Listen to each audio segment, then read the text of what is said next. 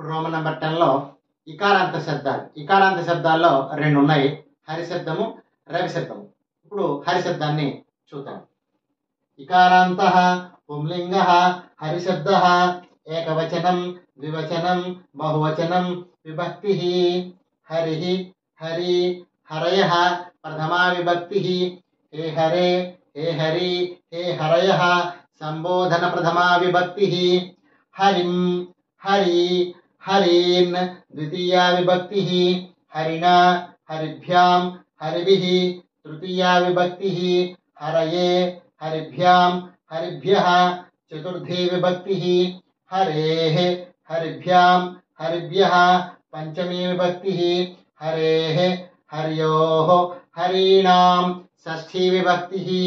హరౌ హర్యోః హరిషు సప్తమీ విభక్తి.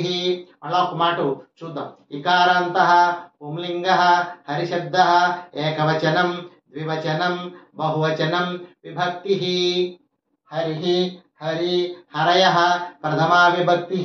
హే హరే హే హరి హే హరయ సంబోధన ప్రథమా విభక్తి. హరిం హరి హరీన్ ద్వితీయా విభక్తి. హరిణా హరిభ్యాం హరిభిః తృతీయా విభక్తి. హరయే హరిభ్యాం హరిభ్యః చతుర్థీ విభక్తి. హరేః హరిభ్యాం హరిభ్యః పంచమీ విభక్తి. హరేః హర్యోః హరీణాం షష్ఠీ విభక్తి. హరౌ హర్యోః హరిషు సప్తమీ విభక్తి. ఇదే విధంగా ఇకారాంత శబ్దం రవి శబ్దం కూడా ఉంటుంది.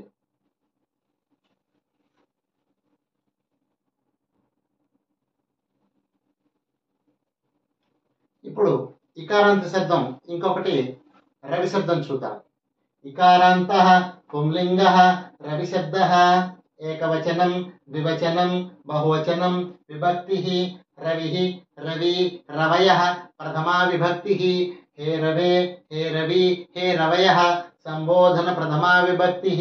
రవిం రవి రవీన్ ద్వితీయా విభక్తి. రవిణా రవిభ్యాం రవిభిః తృతీయా విభక్తి. రవయే రవిభ్యాం రవిభ్యః చతుర్థీ విభక్తి. రవేః రవిభ్యాం రవిభ్యః పంచమీ విభక్తి. రవేః రవ్యోః రవీణాం షష్ఠీ విభక్తి. రవౌ రవ్యోః రవిషు సప్తమీ విభక్తి. మళ్ళీ ఒక మాట చూద్దాము. ఇకారాంత పుంలింగ రవి శబ్ద. రవి అంటే సూర్యుడు అని అర్థం అన్నమాట. రవి రవి రవయ హే రవే హే రవి హే రవయ.